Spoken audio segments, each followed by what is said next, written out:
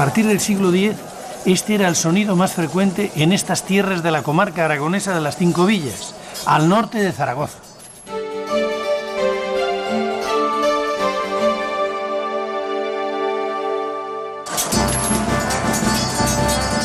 A golpe de espada, los reyes pamploneses comenzaron a arrebatar a los musulmanes sus territorios del norte de Aragón. Para asegurarse las tierras conquistadas, levantaron una frontera defensiva de villas fortificadas y fortalezas dispuestas estratégicamente para repeler los posibles contraataques musulmanes. Al siglo siguiente, siglo XI, los reyes del nuevo reino de Aragón continuaron avanzando hacia el sur, hacia el Valle del Ebro, a la vez que repoblaban las tierras conquistadas. Sus construcciones eran de estilo románico, el dominante en la Europa cristiana, pero eran construcciones claramente influidas por el clima de guerra que dominó la zona durante esos siglos.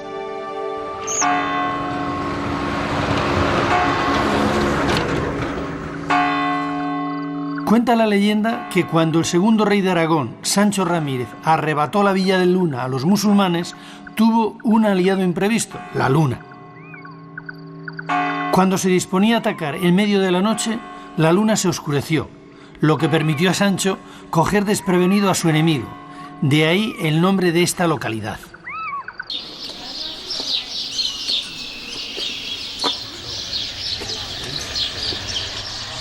En las Cinco Villas, las iglesias son templos de reconquista. Se construyen sobre una colina con desnivel justo después de la Torre Atalaya. Esta de Santiago de Luna es un caso paradigmático. En el zócalo en el que estoy sentado se ha realizado excavando en la roca. Es un vaso cavado en la propia arenisca y sobre él se ha realizado esta cripta en la que ponían las reliquias. La siguiente generación construía encima el templo. La cripta es una característica común a muchas de las iglesias románicas de las Cinco Villas. Es una forma de adaptarse al terreno escarpado, de conseguir salvar la pendiente sobre la que se construyen los templos. En este caso, en esta iglesia de Santiago, la cripta es pequeña, apenas ocupa la superficie del presbiterio. Desde fuera podemos ver cómo el ábside está literalmente volado sobre la gran roca en la que se apoya y en la que se ha excavado la cripta.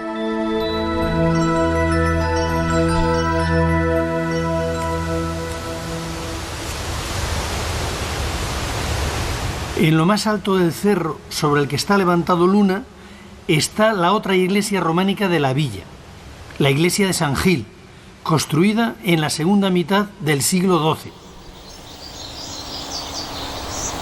El exterior de la iglesia llama la atención por su sobriedad, al estilo cisterciense. En la puerta principal destacan el tímpano, que representa uno de los milagros de San Gil, y la columna estatua a la que le falta la cabeza, desgraciadamente.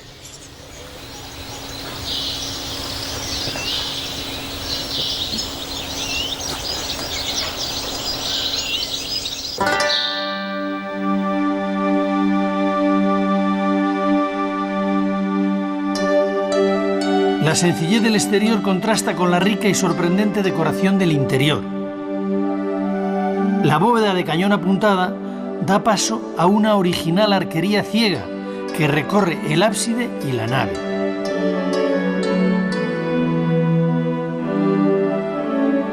La escultura de los capiteles cuenta algunos milagros de los muchos que hizo San Gil y numerosos episodios de la vida de Jesús. Hay dos especialmente llamativos y originales, ambos realizados en un formato panorámico, como si fueran dos capiteles unidos, que nos cuentan la última cena y la resurrección de Cristo.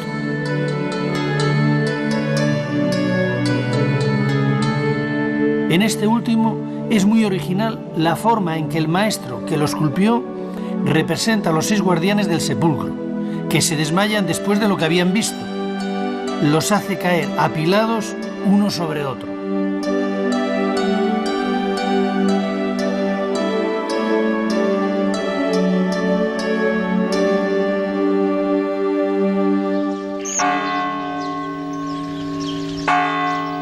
Desde lo alto de Luna, si miramos hacia el norte, vemos la torre defensiva de Obanos, levantada en tiempos del rey aragonés Sancho Ramírez a finales del siglo XI, y que es, por tanto, el edificio más antiguo de Luna.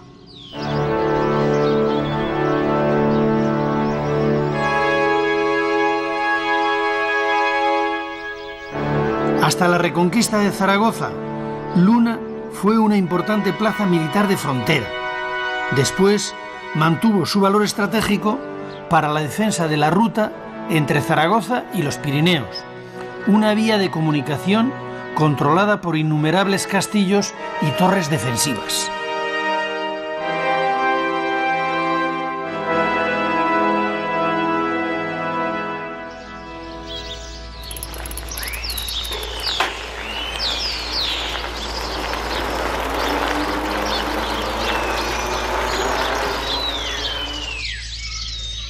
Continuando hacia el norte, en medio del descampado de Yéquera, hay un castillo gótico con una pequeña iglesia románica.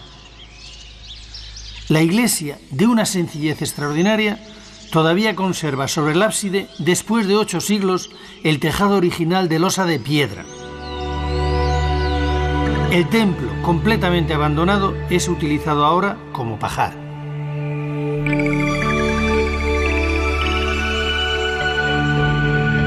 Relativamente cerca está otro de los muchos pueblos abandonados de Aragón, La Casta. Este pueblo fue repoblado por el rey Sancho Ramírez. Su iglesia románica, situada en la parte más alta, aún aguanta con dignidad el paso de los años a pesar de su abandono. En el interior descansa la vieja pila bautismal, también románica, por la que fueron pasando durante siglos los hijos que dieron vida a este poblado, ahora vacío y muerto.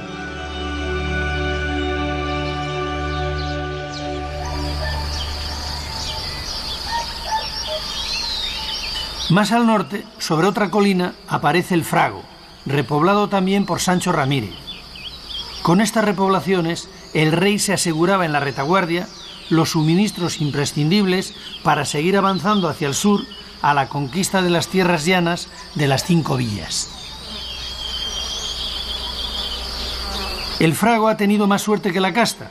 Todavía está poblado y conserva en perfecto estado 2 iglesias románicas, la ermita de San Miguel y la parroquial, San Nicolás, ambas levantadas en el siglo XII.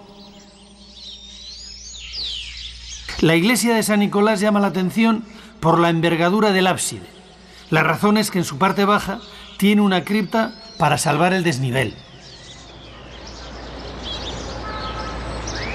Lo más interesante del edificio son las 2 portadas, que incluyen 2 elementos muy característicos del románico de las 5 villas, el crismón y las tallas del maestro de Agüero. El crismón es el anagrama de Cristo, al que se le añaden los símbolos apocalípticos alfa y omega, principio y fin, más la S, letra del Espíritu Santo. Se colocaba a la entrada de las iglesias para evidenciar su condición de recintos sagrados.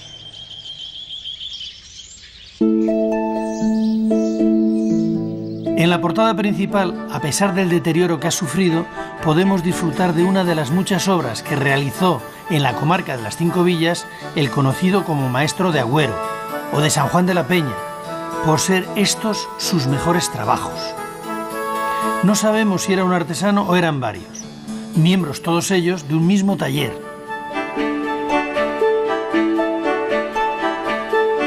Este capitel, con una bailarina que danza contorsionándose al son de la música que toca el arpista, está repetido en toda la comarca de las 5 villas.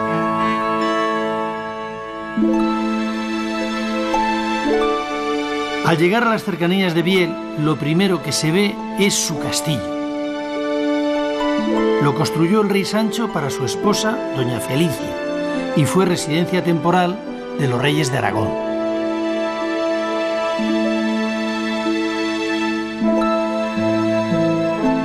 La villa de Luesia, de gran importancia estratégica en la lucha contra los musulmanes, es una de las más antiguas de las altas 5 villas. Desde su castillo se controlaba el paso hacia un castillo y sos, primero perteneció al reino de Pamplona y después al de Aragón.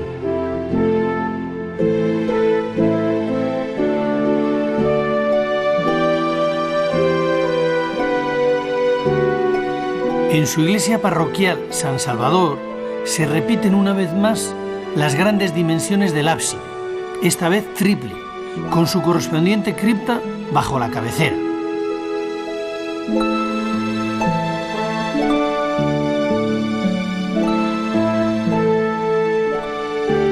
La portada es también del maestro de Agüero.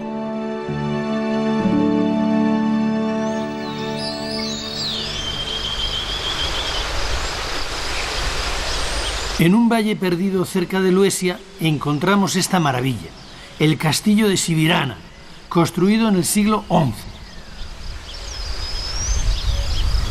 Las dos torres encaramadas en una roca eran las encargadas de controlar el camino de Luesia hacia Sos y Sangüesa. Muy cerca del castillo está la ermita románica de Santa Quiteria, que desgraciadamente amenaza ruina total. Junto a la entrada aún conserva la inscripción de su acta fundacional, siglo XII.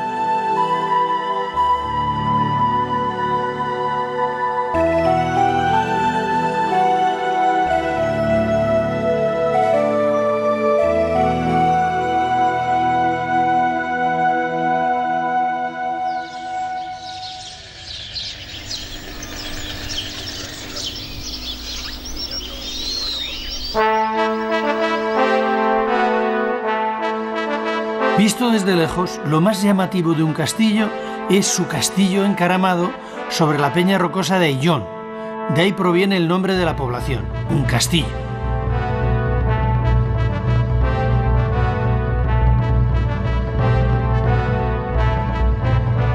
Su origen es una fortaleza árabe que fue conquistada en el siglo X por el rey pamplonés Sancho Garcés. Un siglo después, otro rey navarro, Sancho el Mayor, reconstruyó el primitivo castillo alzando sobre él uno nuevo, en sillería, del que todavía se conserva la torre del homenaje. A su muerte pasó a depender del nuevo reino de Aragón. Alrededor del castillo se levantó una muralla, perfectamente adaptada a la roca, que lo convirtió en una fortaleza muy segura.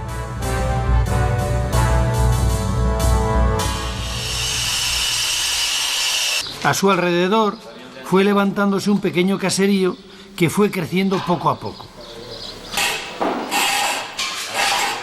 En el siglo XII, con la llegada de nuevos pobladores, se crearon nuevos barrios con sus correspondientes iglesias.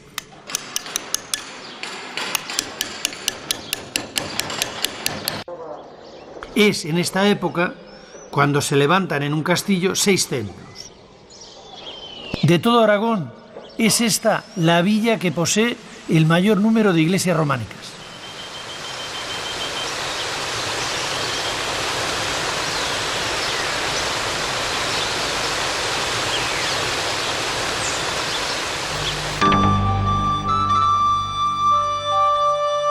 La iglesia de Santa María es la más importante de la villa.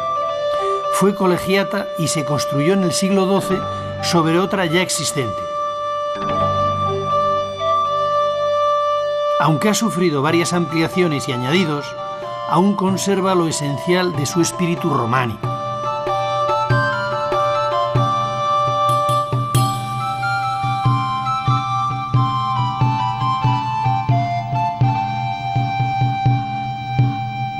Del exterior de la iglesia destaca sobre todo la portada principal, que es una de las más bellas del románico aragonés. Al autor de esta maravilla se le conoce como el maestro de un castillo.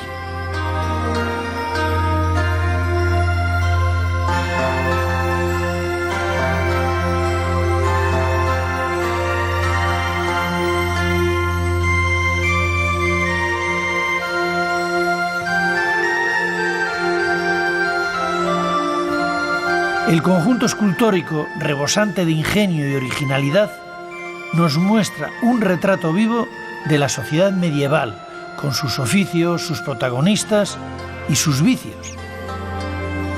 Un mundo festivo, alegre, lleno de escenas sensuales, músicos, bailarinas, acróbatas. Todo esto está retratado en la decoración de las 3 arquivoltas de la portada.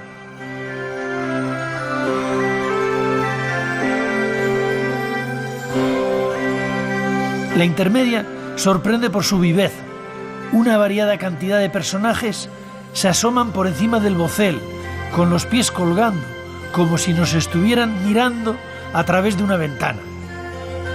Los más llamativos son el sacamuelas, la pareja de comerciantes y el herrero con sus tenazas.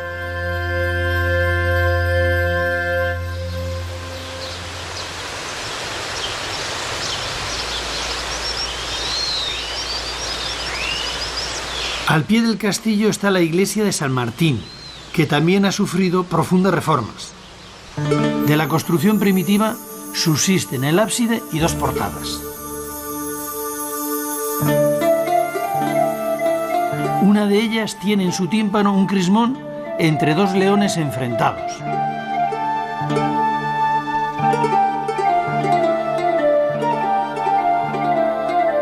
El ábside está decorado en su interior con 4 estatuas columna dispuestas por parejas, que representan a 4 apóstoles y que aún conservan restos de la pintura original.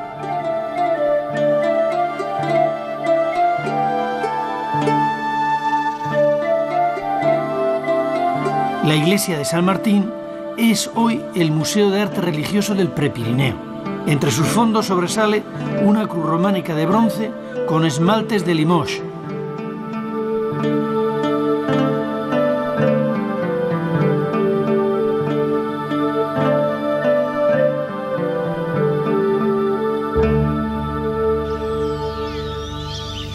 La iglesia de San Juan, levantada sobre una loma rocosa frente al castillo, intenta ponerse a su altura sin conseguirlo. El templo está construido sobre una necrópolis. A los pies del ábside se pueden ver las tumbas talladas en la roca sin las lajas de piedra que las tapaban.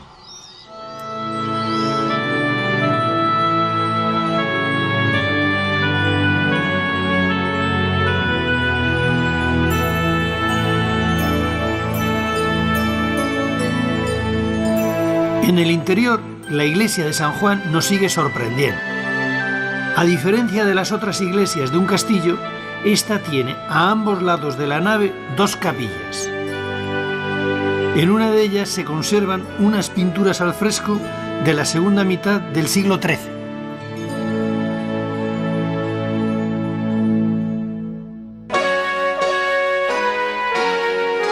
Cerramos el recorrido por el románico de un castillo con la iglesia de San Felices, en cuyas portadas parece ser que también trabajó el maestro de Agüero.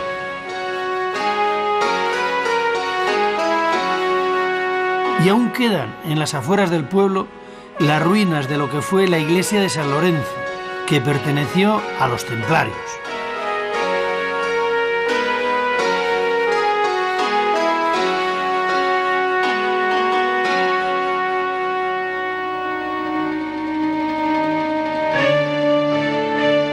En gran parte de los pueblos de las 5 villas aún se puede apreciar la huella judía en alguno de sus barrios, en lo que en la Edad Media fueron las juderías.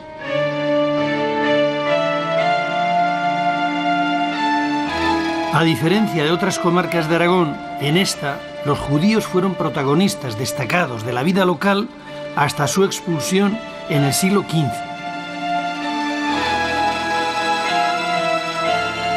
Tras su salida, las juderías fueron ocupadas por cristianos o por judíos conversos. El nombre de judería se le cambió por el de Barrio Nuevo o por el de Barrio Verde y se intentó borrar todas las huellas judías.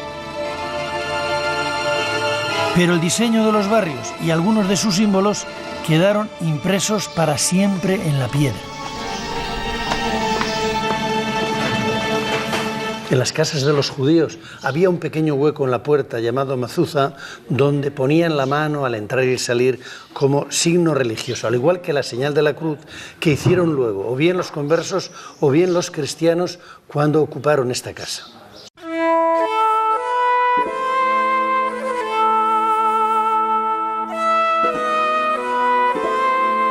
A medida que avanzaba la reconquista por estas tierras de las 5 villas, los musulmanes que vivían aquí se iban replegando hacia el Valle del Ebro. Por eso en esta comarca no hay mudéjares. Este vacío era llenado por los judíos que comenzaron a llegar a estas tierras como repobladores atraídos por las ventajas fiscales de los fueros decretados por los primeros reyes de Aragón. Miguel Ángel, ¿por qué a este puente se le llama el de los judíos? Pues que es el puente, porque es el puente que atravesaba el cortejo funerario de los judíos para trasladarse de la vida de esta tierra a la vida de la eternidad. ¿Tenían ahí el cementerio? En efecto, teníamos el cementerio. En esta zona de las 5 villas hay muchos judíos. ¿Por qué razón? ¿Qué les trae aquí? Hay numerosísimos colonizadores judíos porque sobre todo se benefician del Foro de Jaca de 1076, que les permite acceder a la propiedad de la tierra y de los bienes inmuebles, cosa que no se está dando en el resto de la península ibérica. Y aquí en un castillo en concreto, ¿viven agrupados en barrios? ¿Cómo viven? Viven agrupados en un barrio denominado Judería, porque así pueden garantizarse un rezo diario y unas prestaciones sociales que de otra manera no tienen. Es una elección propia. ¿Y a qué se dedican? Pues fundamentalmente la inmensa mayoría del tejido social son artesanos, pequeños artesanos de la piel, de la industria del tejido y de la lana. Y una pequeña minoría, una oligarquía, que se dedica al préstamo con interés y a ser mercaderes. ¿Y estos que prestan son usureros realmente, como dice la leyenda, o hay una regulación? Hay una regulación desde Jaime I en el que exige que toda usura, que es el préstamo, se debe otorgar a un 20% de interés al año. Bueno, la inflación, a ver cómo estaba. En efecto.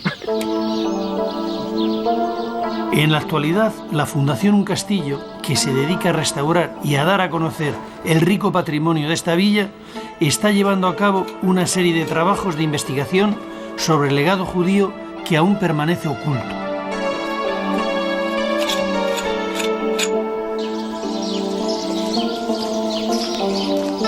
Otra de las actuaciones que ha realizado la Fundación Un Castillo ha sido la restauración del pozo de nieve medieval. Estoy en el interior de una nevera de la época románica. Así eran. Metían la nieve del barranco de San Lorenzo por una ventana. Aislaban las paredes, aislaban el suelo. Situaban paja para hacerla por tongadas. Servía el hielo para enfriar las bebidas, conservar los alimentos y para atender a los enfermos, sobre todo cuando tenían fiebre.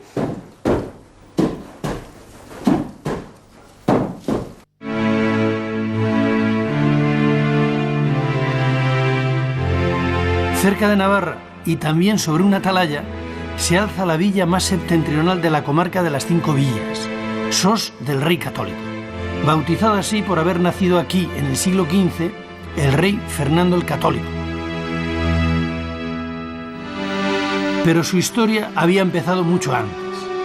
En el siglo X fue conquistada a los musulmanes por el rey de Pamplona y fue fortificada.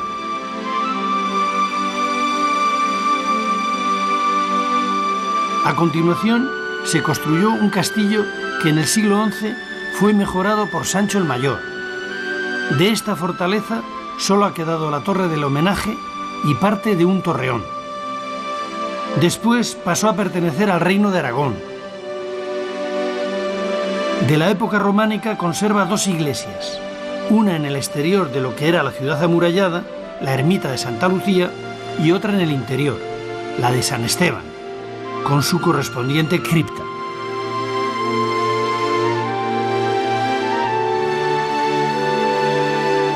A mediados del siglo XI comenzó a construirse una gran cripta, posiblemente con el fin de nivelar la plataforma sobre la que más tarde se edificaría la iglesia, como ocurre en muchas otras de las 5 villas. Pero esta es sin duda la más grandiosa.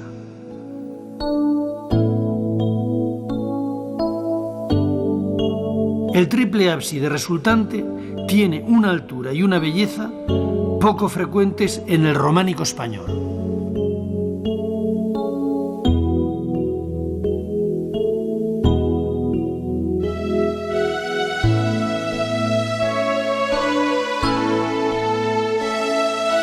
A la cripta se accede por un túnel abovedado situado bajo la nave de la iglesia de San Esteban. En este pasadizo está situada la entrada principal.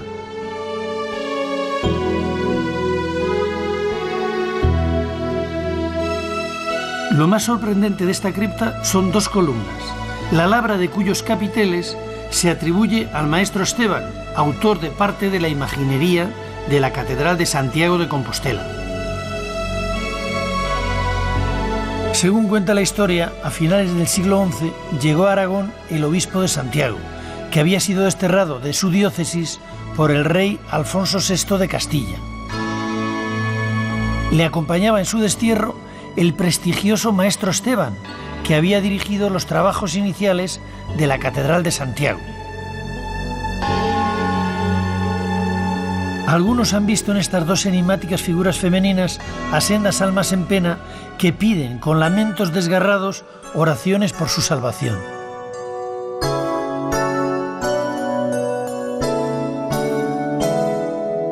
La portada de la iglesia principal, a pesar de haber sido protegida desde el siglo XVI por un atrio, está bastante desgastada por la lluvia, el frío y el viento.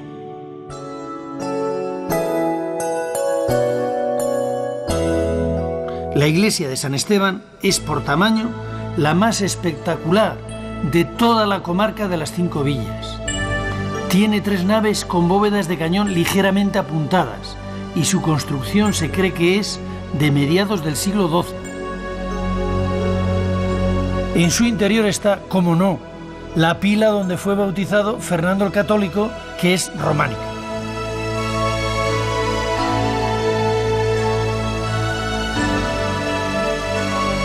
También tiene esta iglesia una talla del románico tardío de excepcional belleza. Es el Cristo del Perdón. Llama la atención la expresión de serenidad de su cara.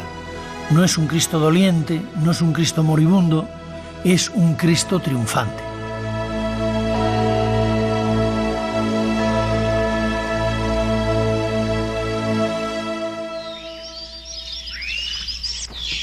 Ya casi en el límite con la provincia de Huesca y con los Pirineos detrás, aparece a la vista el pueblecito de Bagüés, que tiene la iglesia románica más antigua de la comarca de las 5 villas.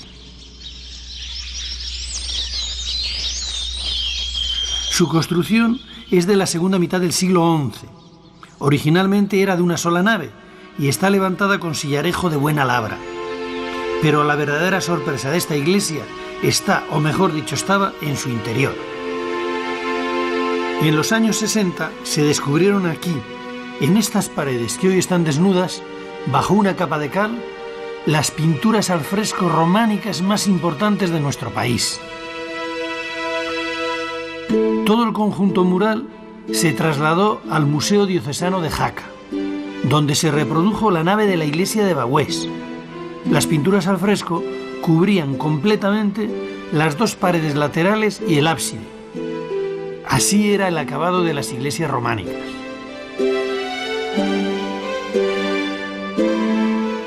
En ellas se cuentan el Antiguo y el Nuevo Testamento, desde la creación del hombre hasta la resurrección de Jesucristo. Esta era realmente la Biblia de los pobres, de los que no sabían leer, que en la Edad Media eran la mayoría. La historia se cuenta como en los cómics actuales, con viñetas, que se van sucediendo a lo largo de las paredes.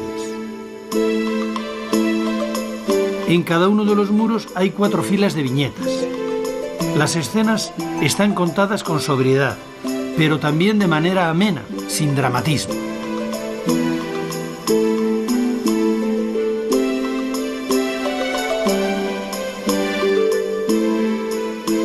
Esta es la matanza de los inocentes.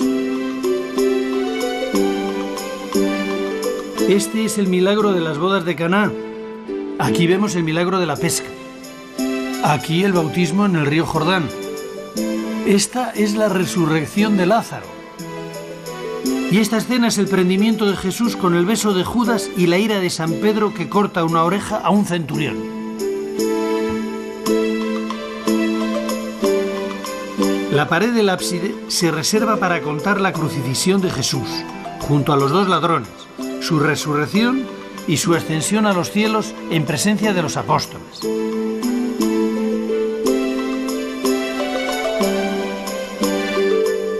Hablando con palabras de hoy, podríamos decir que esta es una superproducción con final feliz contada sobre 3 paredes.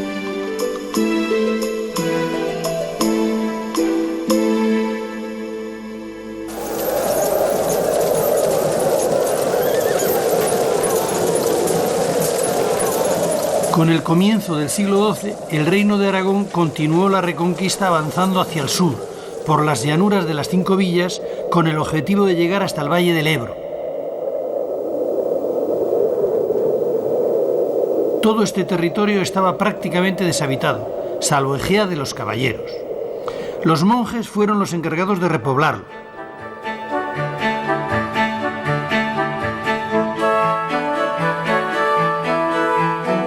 La mayor parte de las iglesias de esta zona de las 5 villas tienen al maestro de Agüero como referencia.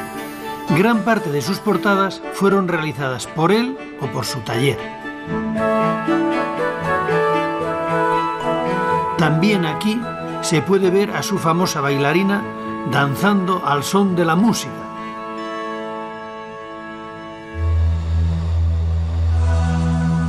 Antes de acabar el recorrido por el románico de las 5 villas, les voy a contar la azarosa historia del monasterio cisterciense que en el siglo XII se estableció aquí, en este lugar conocido como el Valle, y que ahora se ha transformado en un arrozal.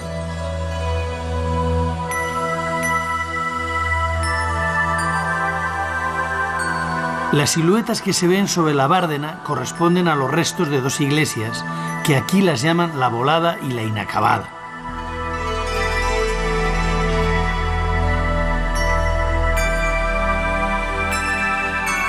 La Volada se llama así porque en los años 20 del siglo pasado fue dinamitada por su propietario para sacar los sillares y construir con ellos una presa.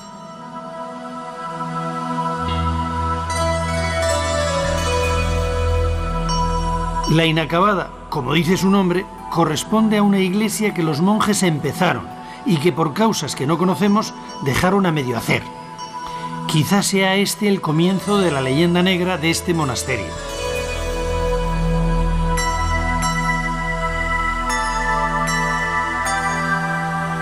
Lo que sí acabaron fue el aljibe para recoger la poca agua que entonces había en la zona.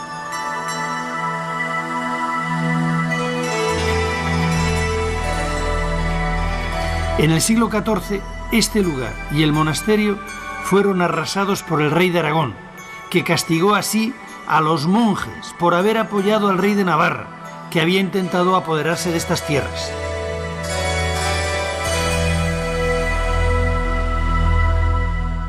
A pesar de su triste historia, los restos que aún permanecen en pie continúan desde su emplazamiento privilegiado, disfrutando de las puestas de sol ahora sobre los arrozales.